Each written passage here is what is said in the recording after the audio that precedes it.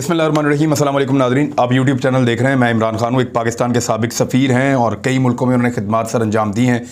उन्होंने मेरे से आज रब्ता किया। मैं कुछ वजूहात की बिना पर आपके साथ उनका नाम शेयर नहीं करूँगा, लेकिन जो चीज़ें उन्होंने मुझे बताई वो बहुत इंपॉर्टेंट है। उनका ये कहना है कि वो पाकिस्तान की अफवाज के साथ, पाकिस्तान के हसास इदारों के साथ और पाकिस्तान के जो ज़िम्मेदारान हैं, ताकतवर हल्के हैं, उनके साथ ये मालूमात शेयर करते रहे हैं जितना अरसा वो खिदमात सर अंजाम देते रहे हैं। बहुत अहम चीज़ें हैं, जो चीज़ें आपके साथ शेयर की जा सकती हैं वो मैं आपके सामने रखूँगा ताकि आपको आइडिया हो जाए कि पाकिस्तान को ख़तरात किस नौइयत के हैं। उन्होंने कहा कि जितनी भी साजिशें आज तक पाकिस्तान के ख़िलाफ़ तैयार हुई हैं, उनमें से कुछ का उन्होंने बताया। ब्लैक वाटर के बारे में उन्होंने मुझे बहुत कुछ बताया। आज उन्होंने मुझे बताया कि किस तरीके से पाकिस्तान के अंदर ऑपरेशन प्लान किए जा रहे थे, किस तरह आसपास के मुल्कों को इस्तेमाल किया जा रहा था, बहुत सारी मल्टीपल चीज़ें। और ये पाकिस्तान के हसास इदारे जानते हैं। पाकिस्तान के सफारत खाने जो हैं वो भी बाज़ औक़ात इन चीज़ों के अंदर बहुत ज़्यादा मुतहर्रिक रहते हैं। तो उन्होंने जो मुझे बड़ी अहम चीज़ बताई वो ये बताई कि सबसे बड़ी ख्वाहिश जो पाकिस्तान के दुश्मन ममालिक की है, जिसको हर हाल में वो पूरा करना चाहते हैं, वो ये है कि फ़ौज और पाकिस्तान की पब्लिक किसी दिन आमने सामने आ जाए। ये वो चीज़ है जिसको कभी भी पाकिस्तान की फ़ौज ने भी नहीं होने दिया और ये वो चीज़ है जिसको कभी भी पाकिस्तान की पब्लिक ने भी नहीं होने दिया। एक लिमिट है जिसको कभी भी फ़ौज भी क्रॉस नहीं करती और वही एक लिमिट है जिसको कभी भी पब्लिक भी क्रॉस नहीं करती। और पाकिस्तान की फ़ौज के साथ पाकिस्तान के लोगों का एक रोमांस है। प्यार करते हैं पाकिस्तान की फ़ौज के साथ, इज़्ज़त करते हैं पाकिस्तानी फ़ौज की, डरते वरते नहीं हैं, इज़्ज़त करते हैं, प्यार करते हैं अपनी फ़ौज को। डर से प्यार नहीं होता, ये लोग प्यार करते हैं। बच्चे फ़ौजी गाड़ियों के पीछे भागते हैं, उनको सैल्यूट करते हैं, उनको चीज़ें बांटते हैं, जाते हुए उनका ख्याल रखते हैं। हर जगह पे उनको जो है वो प्यार की और मोहब्बत की नज़र से देखा जाता है जब भी इनके काफ़िले गुजरते हैं। मेरे बच्चे गाड़ी के अंदर बैठे होते हैं, मोटरवे से गुजरते हैं तो फ़ौजी काफ़िला, आपको पता है, ज़रा स्लो चलता है और एक लाइन ले लेता है, उस लाइन से वो नहीं हटते और वो स्लो चलते हैं। उनका अपना एक तरीक़ाकार है। आगे उनकी एक जीप होती है, एक पीछे गाड़ी होती है, बीच में उनका काफ़िला होता है, वो जा रहे होते हैं। तो मेरे बच्चे छोटे से लेके बड़े बच्चे तक सारे सलूट कर रहे होते हैं फ़ौजियों को। और अगर कोई आगे से फ़ौजी हाथ हिला दे या वो आगे से सलूट कर दे तो हमारी गाड़ी के अंदर ईद हो जाती है। मोटरवे पे जाते हुए मैं आपको बता रहा हूँ, जीटी रोड पे जाते हुए आपको बता रहा हूँ। तो पाकिस्तानी वाकई ऐसे प्यार करते हैं फ़ौज के साथ। तो उन्होंने कहा जी कि फ़ौज को और पब्लिक को लड़ाने की या इनको आमने सामने लाने की एक बहुत पुरानी गेम है जो पाकिस्तान के दुश्मन चल रहे हैं। उन्होंने मुल्कों के नाम भी लिए मेरे सामने। अमेरिका का उन्होंने जिक्र किया, 2-3 और मुल्कों का उन्होंने जिक्र किया, इंडिया का भी उन्होंने जिक्र किया, गालिबन इजराइल के बारे में भी उन्होंने शायद कहा मुझे आज। पर वो मुल्क हैं जो पाकिस्तान की फ़ौज को और पब्लिक को लड़ाना चाहते हैं, वो कभी कामयाब नहीं हुए। उन्होंने मुझे कई वाक़यात गिनवाए। उन्होंने मुझे बताया कि पाकिस्तान के कुछ जुडिशल ऑफिसर्स थे माजी में, यानी जजेस थे माजी में, उनको भी इस मकसद के लिए इस्तेमाल किया गया है, स्पेशली बलूचिस्तान को लेकर। फिर उन्होंने सहाफ़ियों के नाम बताया कि ये सहाफ़ियों को भी इस्तेमाल किया गया। हामिद मीर का तो उन्होंने साफ नाम लिया, मुझे कहा उन्होंने हामिद मीर के बारे में कि इस आदमी को भी टास्क दिया गया था कि बलूचिस्तान की फलां चीज़ें जो हैं वो ज़्यादा रिपोर्ट करो, पब्लिक को और फ़ौज को लड़ाओ आपस में कुछ भी करके, और ये करता था। और ये बाकायदा रिपोर्टें मौजूद थी पाकिस्तान के इदारों के पास और इस पर डिस्कशन भी होती रही है। और उनकी डिस्कशन जो है वो एक दौर के DGISI तक के साथ हुई है बकौल उनके। तो उन्होंने मुझे बहुत सारी चीज़ें जहाँ बताई, वहाँ ये भी बताया कि अब वो वक्त आ गया है, यानी दुश्मन जो चाहता था वहाँ तक पाकिस्तान पहुँच गया है। अब सिर्फ एक चंगारी लगने की देर है। पाकिस्तान के लोगों को पाकिस्तान की फ़ौज से एक शिकवा है और फ़ौज के ख़िलाफ़ बदतरीन ट्रेंड पाकिस्तान के अंदर बने हैं, जिसमें वो हल्के बहुत खुश हैं जो इस साजिश को पाया तकमील तक पहुँचाना चाहते थे। ये जी मुझे मुबैना तौर पे जो चीज़ें उन्होंने मुझे बताई वो मैं आपके सामने रख रहा हूँ। तो मैंने उनसे पूछा कि जनाब आप मुझे ये बता सकते हैं कि इसको अवॉइड कैसे किया जा सकता है, इससे बचा कैसे जा सकता है। तो उन्होंने मुझे कहा कि बचने का अब एक ही रास्ता है, क्योंकि लोगों को चोट लगी है, वो दुखी हैं, तो वो रद्देमल दे रहे हैं। यहाँ से 2 कदम पीछे वापस जाना पड़ेगा और इलेक्शन ही वो वाहिद हल है जिससे ये सब कुछ ठंडा हो जाएगा। हालात बिल्कुल पहले जैसे हो जाएंगे, दुश्मन की साजिश नाकाम हो जाएगी। मैं कुछ जुमलों में आपको क्लियर कर देता हूँ ये सारा कुछ कि दुश्मन को ये मौका नहीं देना चाहिए, उसने ये मौका बना लिया है, हालात से बना, जैसे भी बना ये मौका बन गया है। क्या हम ये मौका बनने देंगे? चंद लोगों की ख्वाहिशात और चंद लोगों की अना की खातिर क्या मुल्क को मज़ीद अफरा तफरी की तरफ ले जाना दुरुस्त है? अक्सरियती पार्टी को बाहर निकालकर बैरूनी मुदाखलत पर अक़लियत को हुकूमत देना दुरुस्त है? अगर ये दुरुस्त नहीं है तो दुश्मन को ये मौका ना दें। यही लोग आपके गुण गाएंगे, यही मिली नगमे दोबारा पढ़ेंगे, यही लोग आपके ट्वीट्स को रीट्वीट करेंगे, यही लोग आपके जो ट्वीट के नीचे कमेंट बॉक्स है उसको आप खोलेंगे और उसके नीचे आपको खराज तहसीन पेश करेंगे। ये आपके 5th जनरेशन वॉर के वॉरियर बन जाएंगे। इनका एक दुख है सिर्फ कि इनके वज़ीर आज़म को ज़बरदस्ती निकाला गया है एक रजीम चेंज ऑपरेशन के नतीजे में, हॉर्स ट्रेडिंग करके, बेईमानी करके, धांधली करके, और सारी की सारी कैबिनेट बना दी गई है उन लोगों की जो मुल्जिम है जमानतों के ऊपर। 100 से ज़्यादा बंदे का नाम ECL में से निकाल दिया है। खबर के मुताबिक मकसूद चपड़ासी का नाम भी ECL में से निकाल दिया, वो भी आएगा अब और मैदान में आके अपनी कार्रवाई डालेगा जो वो डालना चाहेगा। ये सूरत हाल पाकिस्तान में पैदा हो गई है। मुझे उन्होंने कहा कि बेटा इससे बचने का सिर्फ एक रास्ता है, अपने वीलॉग में आप सिर्फ ये 2 जुमले ज़रूर कहिएगा कि बाद औक़ात आपको लंबी छलांग मारने के लिए 2-4 कदम पीछे जाना पड़ता है। लिहाजा पब्लिक और पाकिस्तान के अस्करी इदारों के दरमियान अगर कोई खलीज पैदा करने की कोशिश कर रहा है तो वो ना की जाए। ये तासुर भी नहीं होना चाहिए और ये होना भी नहीं चाहिए। और इसको दूर करने के लिए सबसे ज़्यादा ज़रूरी ये है कि आप पाकिस्तान में इंतखाबात अनाउंस करें। छोटी छोटी अना और छोटी छोटी चीज़ें जो है अगर लोगों की ख्वाहिशात हैं तो उनको छोड़ दें और पाकिस्तान के अंदर इंतखाबात करवाए जाएँ।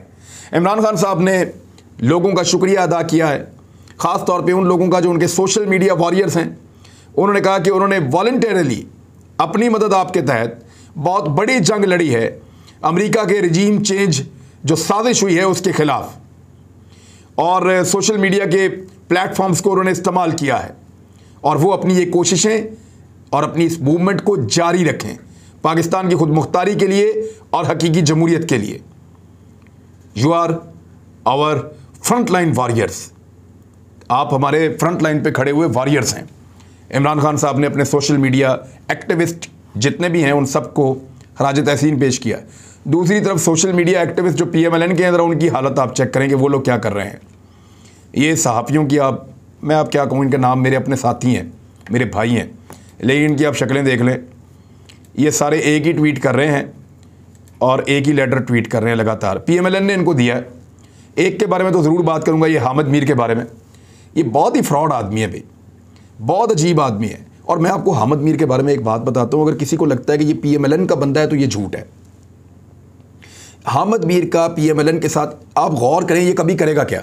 ये कभी PTI के ऊपर तनकीद करेगा, कभी ये PMLN के ऊपर भी तनकीद थोड़ी बहुत करके बैलेंस कर देगा। लेकिन याद रखिएगा ये कभी भी पीपल्स पार्टी के ऊपर तनकीद नहीं करेगा। ये एक्चुअली पाकिस्तान पीपल्स पार्टी के साथ इसके सुर बिल्कुल सीधे हैं।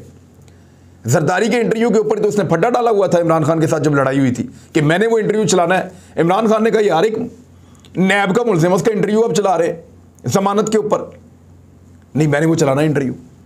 तो वो हुकूमत ने उस वक्त पैमरा ने मना किया, वहाँ से फड्डा शुरू हुआ। तो ये एक्चुअली पीपल्स पार्टी का जो है वो बहुत करीबी आदमी है। PMLN के ऊपर तनकीद करके ये बैलेंस कर देंगे। 2 लोग हैं, एक ये हामिद मीर और एक सोहेल वड़ाइच, इनका ज़्यादा ताल्लुक पीपल्स पार्टी के साथ है। जरदारी साहब ने अपनी बेटी की शादी के ऊपर भी सिर्फ इन दोनों को बुलाया था। मेरे ख्याल में समझने के लिए इतना काफ़ी है। अब ये सारे सहाफ़ी जो हैं वो एक ही लेटर को जो है वो शेयर कर रहे हैं। लेटर के अंदर शाह मोहम्मद कुरैशी साहब जो है वो अमेरिका की मिन्नत तरला करते हुए इस तरह इन्होंने साबित किया है। लिखते हैं कि जी भांडा फूट गया, चंद दिनों में बीच चौड़ाए फूटने वाला है, ये किया वो किया। लेटर के ऊपर तो उन्होंने बहुत कुछ लिखा, सारा कुछ कर दिया और बाद में पता चला वो लेटर ही फेक है। एक फेक लेटर के ऊपर इन्होंने इतना बड़ा प्रोपेगेंडा खड़ा किया PMLN के कहने के ऊपर। PMLN ने इनको कहा और इन्होंने इतना बड़ा प्रोपेगेंडा खड़ा कर दिया। ये इनकी हालत है और ये इनका तरीका वारदात है।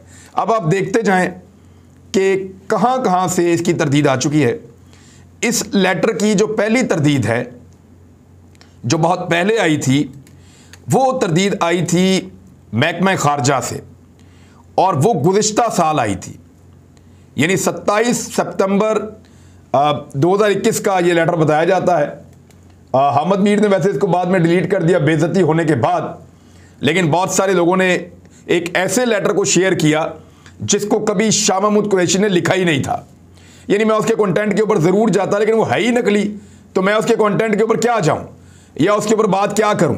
जब एक चीज़ ही नकली है तो उसके ऊपर आप बात ही नहीं कर सकते। अब आ जाए इस बात के ऊपर कि ये लेटर की हकीकत है क्या। इस लेटर को बहुत पहले ये बता दिया गया था महकमा खारजा की जानिब से कि ये लेटर जाली है, इस तरह का कोई लेटर ना लिखा गया है, ना इसका कोई वजूद है। अक्टूबर 2021 में इस चीज़ को क्लियर कर दिया गया था, और आज क्या है, नवंबर, दिसंबर, जनवरी, फरवरी, मार्च, अप्रैल, 6 महीने पहले एक जाली लेटर पकड़ा गया था। उसको दोबारा नून लीग ने निकाला और निकाल के इन्होंने पब्लिक कर दिया। इनको लगा किसी को पता ही नहीं चलेगा, तो इनका प्रोपेगेंडा पकड़ा गया। इससे पहले इन्होंने कोई हेलीकॉप्टर निकाला था, तोशाखाना निकाला था, उसके अंदर इनको जूतियां पड़ी, इनको समझ नहीं आई। फराह खान निकाली थी, हमने बोला सबूत दो, वहां भी इनके बाद कुछ नहीं निकला। यानी हर चीज़ निकालते हैं, फिर मुँह की खाते हैं और फिर जलील होते हैं। बहरहाल ये हामिद मीर की शरारतें इसी तरह होती हैं, आपको पता है, शर्म भी नहीं आती और इसी तरह की चवलें ये लोग मारते हैं। बहरहाल ये अब एक लेटर का मामला था, खुद ही एक्सपोज हो गया, इसके ऊपर ज़्यादा बात करने की और ज़रूरत नहीं है। इमरान खान साहब ने एक बड़ा फैसला किया है, अब वो मुल्तान में जलसा करने जा रहे हैं। एक बड़ा जलसा, एक तगड़ा जलसा अब पाकिस्तान तहरीक इंसाफ मुल्तान में करेगी। तारीख जो उन्होंने अनाउंस की है वो 10 मई है। ये पाकिस्तान तहरीक इंसाफ का पहला जलसा होगा जिसको 15 से 20 दिन पहले, 15-16 दिन पहले उसको अनाउंस किया जा रहा है। इससे पहले तमाम जलसों को 2 या 3 दिन पहले अनाउंस किया गया था, लेकिन मुल्तान के जलसे को लगभग 15 दिन पहले, 16 दिन पहले अनाउंस किया गया है। तो उम्मीद है कि पूरा जनूबी पंजाब मुल्तान में इकट्ठा हो जाएगा और एक बड़ा शानदार जलसा जो है वो मुल्तान में होने जा रहा है। शाह महमूद कुरैशी साहब ने इसका ऐलान कर दिया है और इमरान खान साहब ने इसकी हामी भी भर ली है। इसका मतलब यह है कि कम से कम 10 मई तक तो कोई लॉन्ग मार्च नहीं होने जा रहा। मुल्तान के जलसे के बाद ही लॉन्ग मार्च होगा, क्योंकि या हो सकता है इससे पहले भी हो जाए, डिपेंड करता है सूरत हाल के ऊपर। उसी पे इमरान खान साहब फैसला करेंगे और उनके फैसले का इंतजार करना पड़ेगा सबको। दूसरी जानिब हथियार फेंक के, हार बांध के IMF के सामने मौजूदा वजीर खजाना ने हर चीज़ छोड़ दी है। और कौम को क्या कहा, थोड़े दिन पहले ये आदमी कहता था गैस दे दो आधे पैसों में, बिजली दे दो आधे पैसों में, डॉलर आ जाएगा 50-60 रुपए नीचे, पेट्रोल आ जाएगा 100 रुपए का। बेशुमार चीज़ों की कीमतें कम करके ये आदमी बेच रहा था जब अपोजिशन में बैठा हुआ था मिफ्ता इस्माइल। और अब ये हुकूमत में आया तो क्या क्या रहा है, इसने कहा कि इस साल टैक्स रेट बढ़ाने का कोई इरादा नहीं, ताहम हमें मुश्किल फैसले करने पड़ेंगे। और वो मुश्किल फैसले क्या हैं, ज़रा ये आप मुश्किल फैसले सुन लें। हुकूमत ने IMF का बड़ा मुतालबा तस्लीम कर लिया। मिफ्ता इस्माइल ने जो बातचीत की उसमें बिजली और पेट्रोल पर सब्सिडी ख़त्म करने पर इत्तफाक हो गया है। मरहलावार ख़त्म करेंगे, लेकिन अगले 3-4 महीनों के अंदर ये सारा कुछ उड़ा देंगे। अगर ये हुकूमत 3 से 4 महीने रहती है तो याद रखिएगा कि लोग बल्ब जलाते हुए भी डरेंगे, क्योंकि जितनी सब्सिडी हुकूमत दे रही थी पिछली पेट्रोल के ऊपर, बिजली के ऊपर, अगर वो सारी सब्सिडी निकल जाती है तो फिर बिजली का बिल अदा करने की सकत लोगों के अंदर बिल्कुल ही ख़त्म हो जाएगी। हालांकि PTI के दौर में भी कोई बिजली इतनी सस्ती नहीं थी, बहुत महंगी थी, लेकिन अगर ये और महंगी हो जाती है तो फिर आप, और ये बिजली महंगी क्यों हो रही है, ये शहबाज शरीफ के और नवाज शरीफ के लगाए हुए वो मनसूबे हैं जिन मनसूबों में महंगे मनसूबे लगा के उनके अंदर इस तरह के फैसले किए गए कि आप बिजली बनाएं या ना बनाएं, पैसे में आपको देने पड़ेंगे। कैपेसिटी पेमेंट्स, दुनिया में ऐसे मनसूबे नहीं होते, इतने महंगे नहीं लगते यूनिट जितने पाकिस्तान के अंदर IPPs के इन्होंने लगा दिए हैं, और उनकी वजह से अब लगातार बिजली महंगी होती चली जा रही है। फॉरेन फंडिंग केस जो है वो भी समाअत के लिए मुकर्रर कर दिया गया है। और वैसे PTI ने 26 अप्रैल को एहतजाज का ऐलान किया था, लेकिन अब ये 3 लोग सुनेंगे, एक चीफ इलेक्शन कमिश्नर है, उसके अलावा 2 लोग और हैं। ये पाकिस्तान तहरीक इंसाफ का फॉरेन फंडिंग केस सुनेंगे, 27 से 29 अप्रैल तक इसकी समाअत करेंगे और 3 रुकनी कमीशन करेगा। तो फिर तो अगर इन्होंने करना और फैसला करना तो PTI फारग है, क्योंकि ये चीफ इलेक्शन कमिश्नर जो है वो अपोजिशन का आदमी है और एस्टेब्लिशमेंट ने इमरान खान को ये तोहफा दिया था कि इसको लगा दो। अब उसको लगाया, उसने आज तक एक फैसला पाकिस्तान तहरीक इंसाफ के हक में आज तक नहीं दिया, तो अब भी कोई फैसला नहीं होने वाला। पाकिस्तान तहरीक इंसाफ फारिग होने जा रही है, बाद में अदालतों में जाएंगे, इस मामले को लटकाते रहेंगे, जो भी करेंगे, जैसे भी करेंगे, एहतजाज करें, कुछ भी करें, लेकिन ये एक और वार जो है वो इमरान खान साहब के ऊपर चलाने का फैसला हो गया है। दूसरी जानिब वज़ीर आला पंजाब का जो इंतखाब हुआ है उमर चीमा एक ऐसी मुसीबत को इमरान खान साहब ने लगा दिया गवर्नर पंजाब, जो गले की हड्डी बन गई है PMLN के। यानी इमरान खान साहब को अगर पहले समझ होती कि अपने वफादार साथियों को लगाना है तो ये हालत तो ना होती उनकी जो आज है। उमर चीमा जैसे लोगों को अगर वो पहले ओहदे दे देते तो वो वफादारी की मिसाल कायम करते। अब उमर चीमा गले की हड्डी बन गए हैं पंजाब हुकूमत की।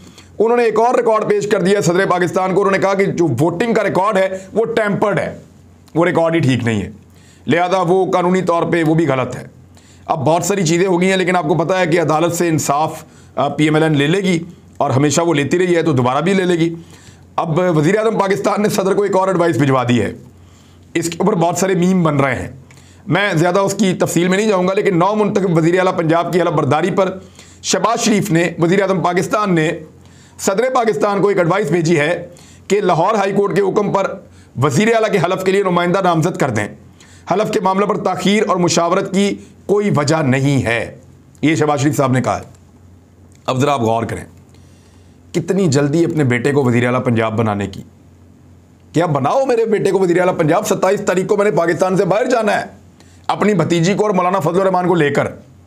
मैंने 27 तारीख को पाकिस्तान से बाहर जाना है, बनाओ मेरे बेटे को वज़ीर आला पंजाब मेरे जाने से पहले पहले।